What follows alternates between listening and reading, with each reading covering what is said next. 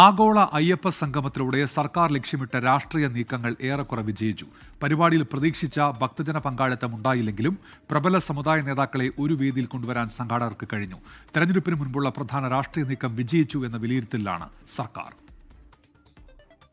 ഉദ്ഘാടന സെഷനിൽ ആളുകൾ കുറവായിരുന്നു. പിന്നിലെ കസേരകൾ ഒഴിഞ്ഞുകിടന്നു. പിന്നീട് ശബരിമല തീർത്ഥാടകരെ കയറ്റി കസേര നിറച്ചു. ഇത്തരം വിമർശനങ്ങൾ പറയാമെങ്കിലും അയ്യപ്പ സംഗമത്തിലൂടെ സർക്കാർ ലക്ഷ്യമിട്ട രാഷ്ട്രീയ നീക്കങ്ങൾ നിറവേറി. SNDP യോഗം ജനറൽ സെക്രട്ടറി വെള്ളാപ്പള്ളി നടേശനും NSS വൈസ് പ്രസിഡന്റ് സംഗീത് കുമാറും KPMS general secretary Punnala Sreekumar ഉൾപ്പെടെ സമുദായ നേതാക്കൾ ഒരേ വേദിയിൽ മുഖ്യമന്ത്രിക്കൊപ്പമിരുന്നു. മറ്റ് സമുദായ സംഘടനാ പ്രതിനിധികളും വേദിയിലെത്തി. സർക്കാർ അനുകൂല സമുദായ ഐക്യം പ്രകടമായി എന്നത് ചെറിയ കാര്യമല്ല. അതും ശബരിമല വിഷയത്തിൽ. വിവാദ പരാമർശങ്ങളിൽ മുസ്ലിം സംഘടനകളിൽ നിന്ന് വിമർശനം നേരിടുമ്പോഴും SNDP യോഗം ജനറൽ സെക്രട്ടറി വെള്ളാപ്പള്ളി നടേശൻ യോഗവേദിയിലെത്തിയത് മുഖ്യമന്ത്രിയുടെ കാറിലായിരുന്നു. വിവാദ പരാമർശങ്ങളിൽ ആരോപണം നേരിടുമ്പോഴും വെള്ളാപ്പള്ളിയെ പിണറായി ചേർത്ത് പിടിച്ചു. തദ്ദേശ നിയമസഭാ തെരഞ്ഞെടുപ്പുകളുടെ കവാടം കടക്കാൻ കേരളം ഒരുങ്ങുമ്പോഴാണ് ഈ രാഷ്ട്രീയ കാഴ്ചകൾ. അതേസമയം പങ്കാളിത്തം പ്രതീക്ഷിച്ചതുപോലെ ഉണ്ടാകാതിരുന്നത് സർക്കാരിനും ദേവസ്വം ബോർഡിനും തിരിച്ചടിയായി.